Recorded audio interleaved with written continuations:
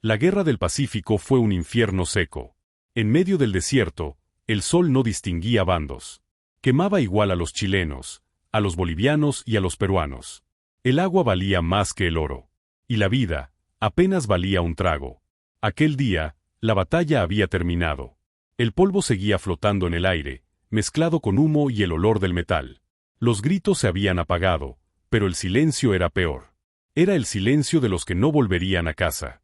Entre los cuerpos caídos, un soldado chileno llamado Manuel Soto avanzaba despacio, con su fusil apoyado en el hombro y la garganta ardiendo.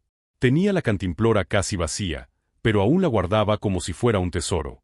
Buscaba sobrevivientes de su batallón, pero solo encontraba silencio. Entonces escuchó algo. Un gemido. Su instinto militar le dijo que apuntara. Y lo hizo. A unos metros, en la arena, un soldado boliviano intentaba incorporarse. Tenía la pierna destrozada por la metralla y la mirada perdida. Era su enemigo. El reglamento decía una cosa: si el enemigo respira, remátalo. Manuel levantó el fusil. Apuntó. Pero no disparó. El joven lo miró, temblando.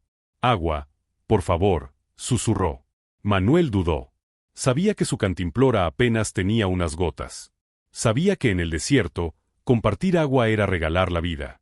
Pero en ese momento, no vio un enemigo. Vio un hombre igual que él, con miedo, con sed, con una madre esperándolo lejos. Se arrodilló, abrió su cantimplora, y dejó caer el último trago sobre los labios del boliviano. El hombre lo miró, incrédulo. Luego, entre lágrimas, dijo apenas: «Gracias, hermano». Manuel sobrevivió. Un grupo de rescatistas chilenos lo encontró horas después, inconsciente bajo el sol, con la cantimplora vacía y el fusil aún en la mano. Nadie supo lo que había hecho. Nunca lo contó. Volvió a su pueblo en silencio, con la mirada perdida y las manos temblorosas. Con el tiempo se casó, tuvo hijos, y siguió su vida como si aquella guerra hubiera quedado atrás. Pero cada noche, antes de dormir, recordaba ese rostro. El del enemigo que llamó hermano. Pasaron más de 30 años. El desierto seguía igual, pero el mundo había cambiado. En una pequeña ceremonia entre Chile y Bolivia, los gobiernos organizaron un acto de reconciliación.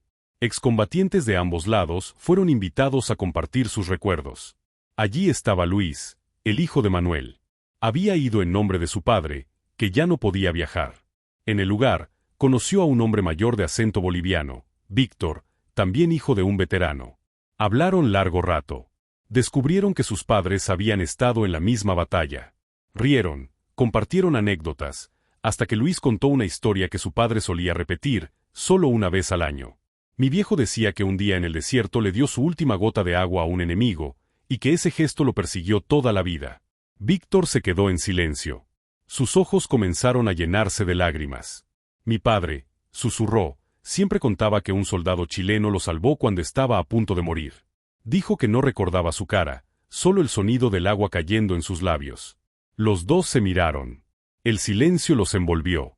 En ese instante entendieron que la historia que los unía no era la de una guerra. Era la de dos hombres que, en medio del odio, eligieron ser humanos.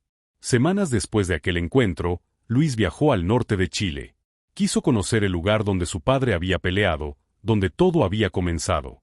El viento del desierto seguía soplando igual, arrastrando el polvo y el silencio de los caídos.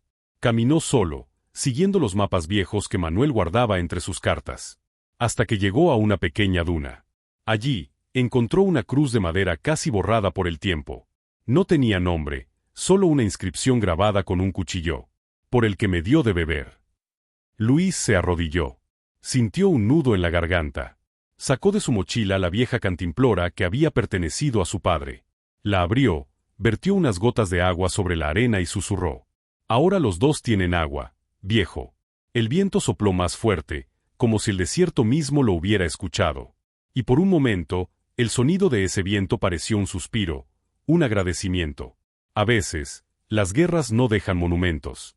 Solo huellas invisibles, gestos, promesas, nombres olvidados. Pero mientras alguien recuerde esas historias, los hombres que eligieron la humanidad sobre el odio seguirán vivos. Pasaron los años.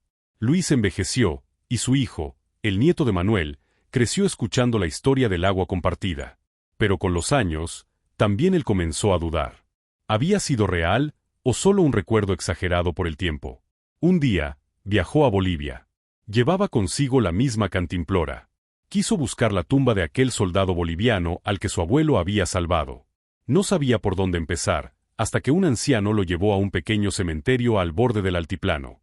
Allí, entre cruces oxidadas, encontró una lápida sencilla. Tallada en piedra, decía: «Aquí descansa el hombre que fue salvado por su enemigo».